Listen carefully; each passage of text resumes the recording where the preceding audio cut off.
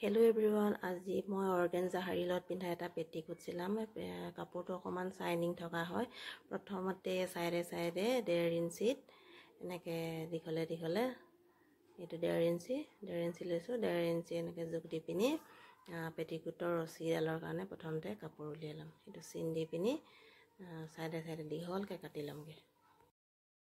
পেটিকোটৰ দুটা জোখ লোৱা হয়, এটা হ'ল কমৰ জোখ আৰু আনটো হৈছে পেটিকোটৰ দীঘল। ইমানটো দীঘল হয় পেটিকোট। আৰু এই পেটিকোটৰ বাবে মই 2 মিটাৰ কাপোৰ ব্যৱহাৰ কৰিছো। তাৰ পিছত এখন দীঘলে এতিয়া জাপি লম সমানকে এনেদৰে প্ৰথমতে চাৰিফালে জাপি লম। দীঘলে জাপি পিনি এইটো মই প্ৰথমতে এনেকে জাপি লৈছো। তাৰ পিছত এইফালে মাজত এনে ধৰি সমানকে জাপি ল'ব লাগিব।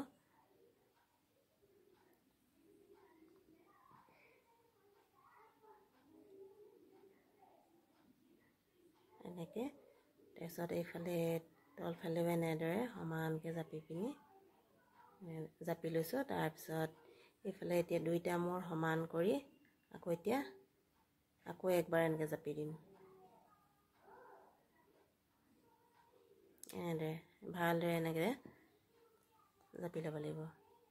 সমান কৰি মেলি হলত তাৰপিছত এতিয়া 2 ইঞ্চি আৰু আধা ইঞ্চি চিলাই কাৰণে টোটেল 5 ইঞ্চি, বাহিৰৰ ফালে আৰু ভিতৰৰ ফালে টোটেল 5 ইঞ্চি এনেকে জোখ দি প্ৰথমতে এনেদৰে চিন দি লৈছো। চিন দি পিনি তাৰপিছত সমানে কাটি লমগে।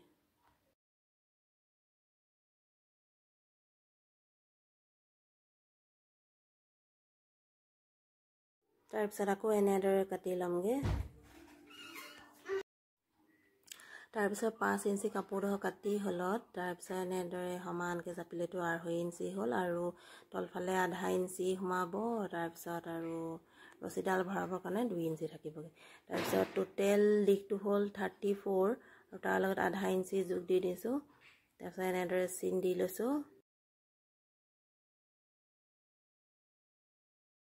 তাৰপিছত কমৰৰ জোখটো হ'ল 30 ইঞ্চি। তাৰপিছত 30 ইঞ্চিটোক 8 হৰণ কৰিলে হ'ব 4 ইঞ্চিলৈ 2 পইণ্ট কম। 4 ইঞ্চিলৈ 2 পইণ্ট কম আৰু তাৰ লগত 1 ইঞ্চি জোখ দিলে হ'ল 5 ইঞ্চিলৈ 2 পইণ্ট কম। ইমানত এনেদৰে চিন দি ওপৰৰ ফালে চিন দিলোঁ, তলফালে চিন দি এনেদৰে সমানকে সমান কৰি পিনি এনেদৰে বেকাকে কাটি লৈছোঁ। আৰু এইফালে তলফালে বাঢ়ি থকাডোখৰ এইফালে কাটি ল'লোঁ। তাৰপিছত এইফালে ডাঙৰ দুটা কলি ওলাইছে। তাৰপিছত এইফালে 4টা কলি 1 2 3 4 4টা কলি।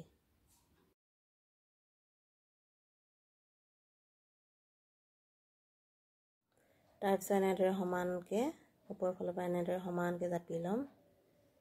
জাপি হোৱাৰ পিছত তলফালে যিডোখৰ বাঢ়ি আছে এই বাঢ়ি থকাডোখৰ জোখত কাটি ল'মগে।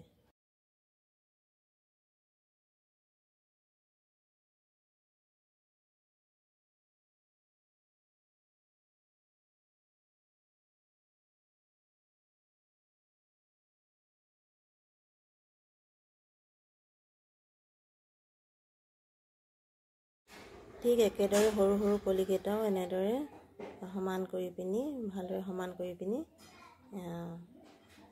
কৰি পিনি কাটি ল'মগে।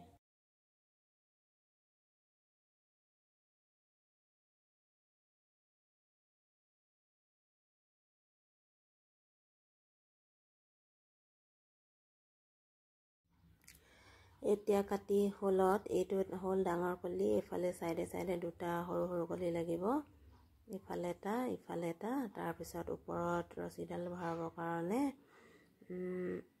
এডাল বেল্টডাল এনেদৰে হ'ব। আজিলৈ ইমানেই, বাই বাই।